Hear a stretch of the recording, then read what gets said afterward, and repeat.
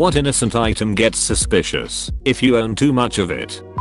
Once I saw a couple who were clearly on meth buying a shit ton of baby formula at the grocery store. At the time I was like, that's sad. They have a kid and they can't breastfeed it because they're on drugs. Maybe a week later I saw a post on Facebook about how many drugs are cut with baby formula, which is why it's a high risk item for large scale retail theft. So, baby formula. For me, water. My neighbors had well water and would dry up. They asked if they could run a hose and put it in their well. They would pay what was owed. Did this outlet last summer? No big deal, they paid. Then they bought a big above ground pool. Filled it for them. They always paid. My part was always around the same, so I wasn't bent out of shape. One day the water meter guy knocked with an officer wanting to know why I was using so much water. I explained, showed them many hoses to reach my neighbors, and they were there to help explain. They explained to me that much water usage was throwing a red flag, so they were sent out to investigate to make sure no marijuana growing was happening. Plot twist, your neighbors were growing weed. Plot twist, the water meter guy was looking for a supplier. I worked at a pool supply store. They sell an extra strong peroxide as an alternative to chlorine, IDKY, but we had to report large purchases to the FBI. Reported this guy after we used his customer info to search his address on Google Earth. It was rural and had a few different outbuildings. Seemed sketchy. FBI got back to us a few weeks later. He was using the chemical to clean animal skulls he bought from a slaughterhouse. Then he carved the skulls and sold them. The FBI lady said he showed her his whole process, and it was pretty impressive. I've never thought of using peroxide to clean my skulls. Till I guess. Edit. Why is this so popular? They're already dead and sore to clean when I snag them. Duct tape. I'm just practicing my kidnapping skills, like not actually kidnapping people yet. Same, I just need to find out where she lives. Just do it when she gets home from school. I saw what I would describe as a suspicious amount of peanut butter in the bed of a truck once. I think 2 or 3 12-pack cases. Preppers like it because it lasts a long time, is calorie dense, and has lots of protein. Edit. Okay, so it's not great for protein, but it's still pretty dense energy, lasts a long time, and goes well with lots of other bland foods. Edit 2. So now people are telling me that it does have lots of protein, and I don't know who to believe. You guys can duke that out. I love having lots of peanut butter and lots of honey. Both have many uses and stay good for a long time. I don't think honey ever expires. Hand sanitizer bottles. What? Are you dabbing with it? JK. Don't do that. Don't kink shame me. For you. Go for it. I was just warning the innocents. Tampons. A guy we know hoards them because he thinks if the government collapses they will become a hot commodity that he can use to trade. I'm talking a shed full of boxes. All kinds. Unbeknownst to him, menstrual cups exist. And rags. Edit. Well, this blew up. He's an odd bird. There is also a shed full with bins of socks. He wears them once, tosses them in a Rubbermaid bin, and once filled it gets placed in the shed. People have suggested donating them, but he says he doesn't want others to have access to his DNA. Mental illness is real. He picked a strange tampon covered hill to die on. Toilet paper. You hoarding ducks. I needed TP and paper towel today in the regular course of me running out of such things. I felt like I was getting judgmental looks walking home with a regular sized pack of each. Just feel lucky you were able to find any. I'm down to 2 rolls and all the supermarkets here are out. Kidneys 2 is enough. 3 or more is going to raise some questions. Edit. Thank you for the pie slices. Also could be genetics. Went to school with a girl that had 4 full working kidneys. She didn't find out till she had to get a scan for some reason. 10 years later, she still got the 4 kidneys. Edit. My inbox blew up cause of this comment. Lol, I don't know much about her tbh cause she was a friend of a friend.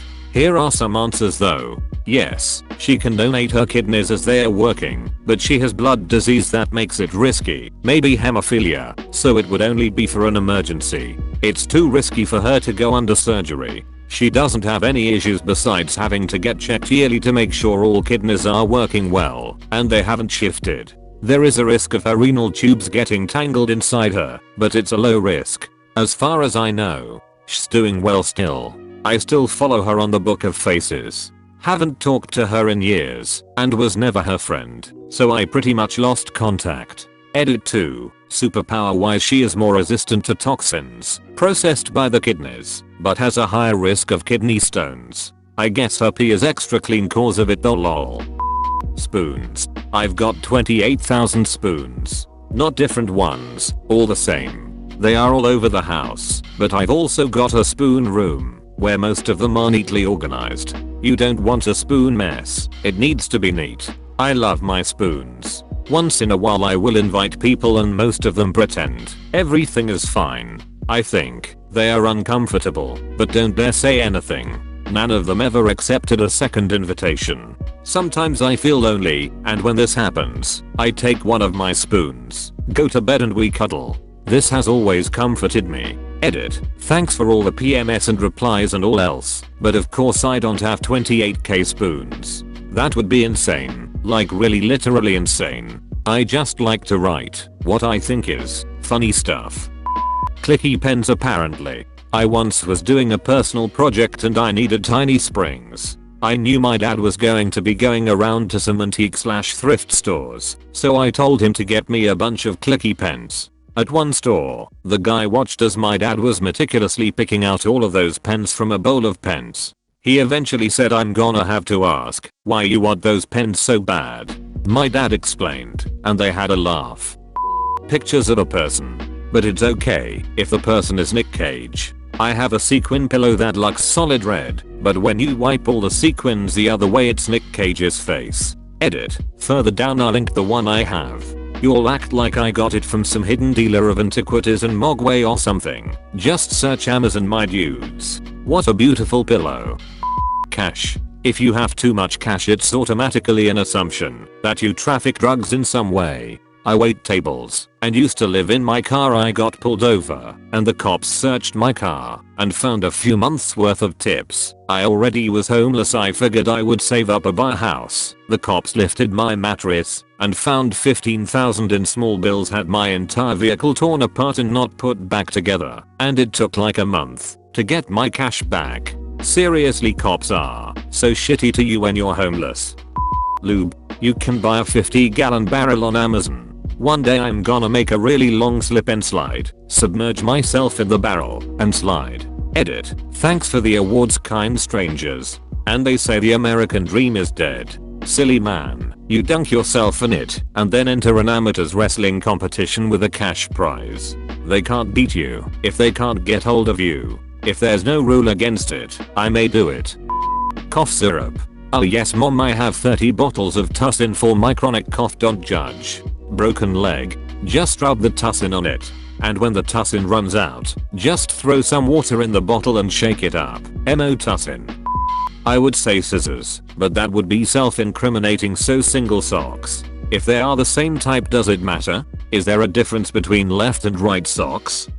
Bleach. Can I have 12 bottles of bleach please? Faisal. Why she got her hands on her face? Kosh's got a beard.